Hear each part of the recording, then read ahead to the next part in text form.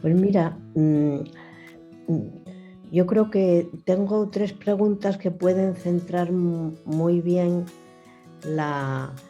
el recuerdo que yo tengo, ¿eh? Que es muy gráfico y que además me resulta inolvidable. Se puede decir que el, el obstáculo más importante al que se enfrentaba Carmen Olmedo y nosotras también era que partíamos de cero en aquel momento. Es decir, las mujeres no estaban, no formaban parte del espacio público, social, existente, porque veníamos de una dictadura de 41 años, con una gran represión. Entonces, lo primero que teníamos que hacer era mm, llegar a contactar con las mujeres, a prestarles la atención y la información que sabíamos que demandaban, pero había que contactar con ellas. Y a través de los centros asesores de la mujer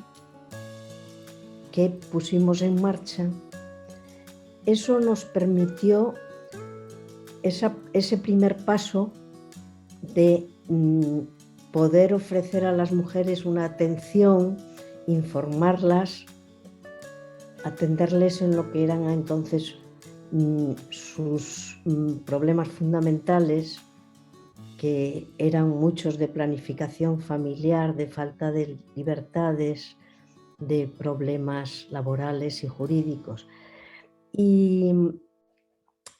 a través de los centros asesores de la mujer que prestamos esa primera información y atención, pues conseguimos contactar con lo que era la mujer andaluza. En segundo lugar, había un obstáculo en aquel momento, porque estamos hablando de la transición, los primeros años de la transición, y el segundo obstáculo fundamental que afrontábamos las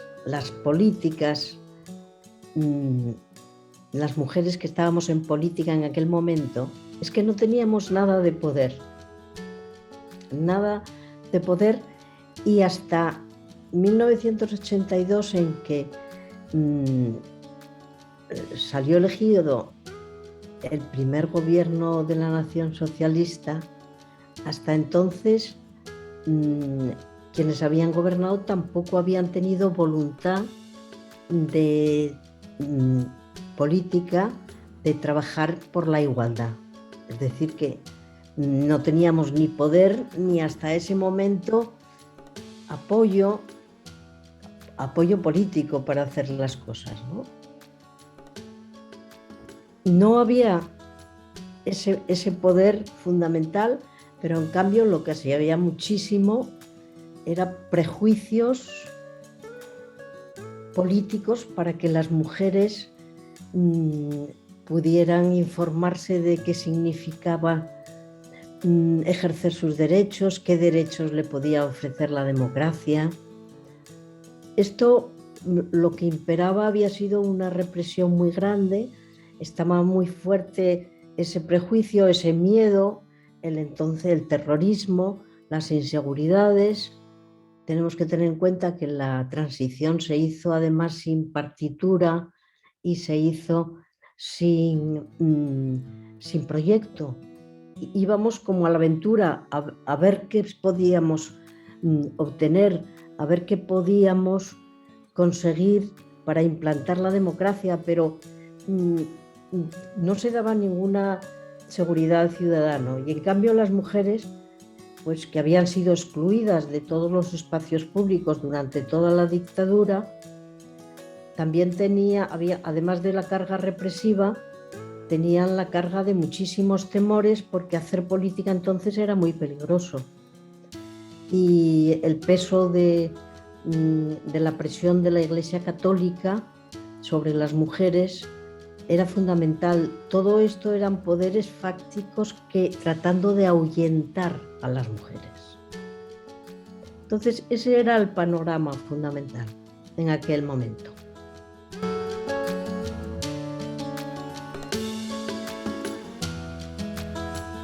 claro, la demanda era enorme porque en los centros asesores de la mujer, que abrimos 4 en Andalucía, tan pronto los abrimos, pues había una cola y una demanda de servicios enorme. ¿Cómo lo hicimos esto? ¿Cómo pudimos hacerlo? Pues pasando a los hechos. Es decir, que nuestra andadura y en esos comienzos, el de empezar a abrir el espacio de defensa de las mujeres en Andalucía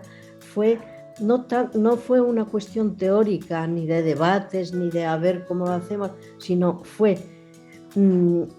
contactar con las mujeres, que ya te digo que era el primer problema, ofrecerles información de lo que ellas necesitaban.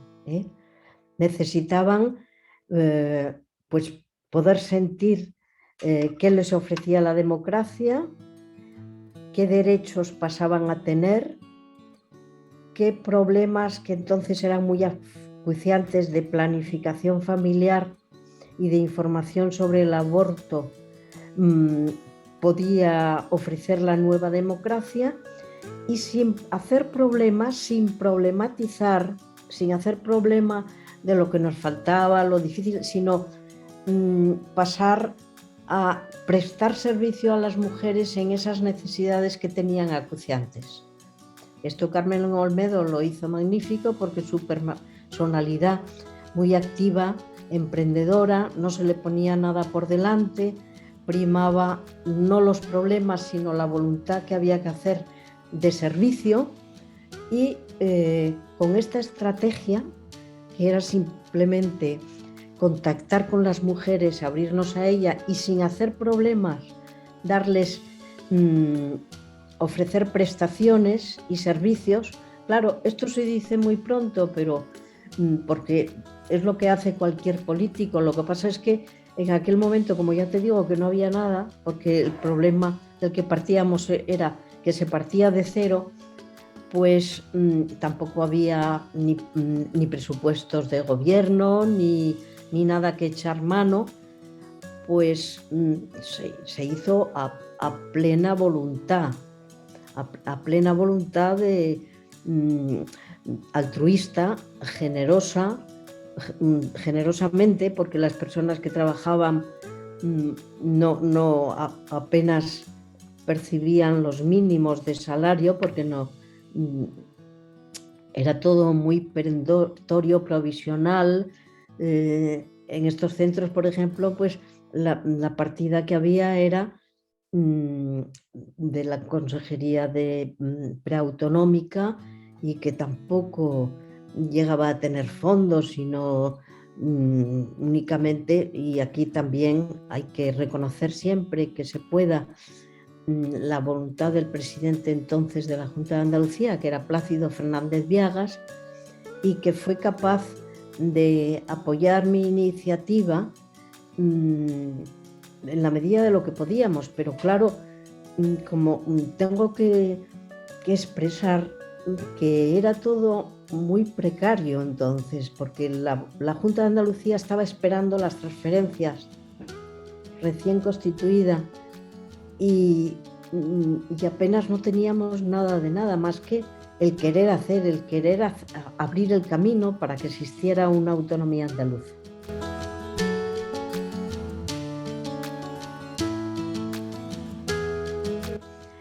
Cuando se está elaborando un proyecto como el de la atención a las mujeres andaluzas, que es lo que queríamos hacer entonces, y de ahí para definir la labor de Carmen Olmedo, lo más importante es contar con una persona que sea la adecuada, por supuesto, y que forme parte de la mayoría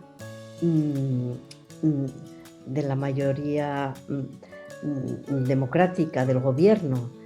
Estas dos condiciones son las que se dieron en Carmen Olmedo, que era la persona acertada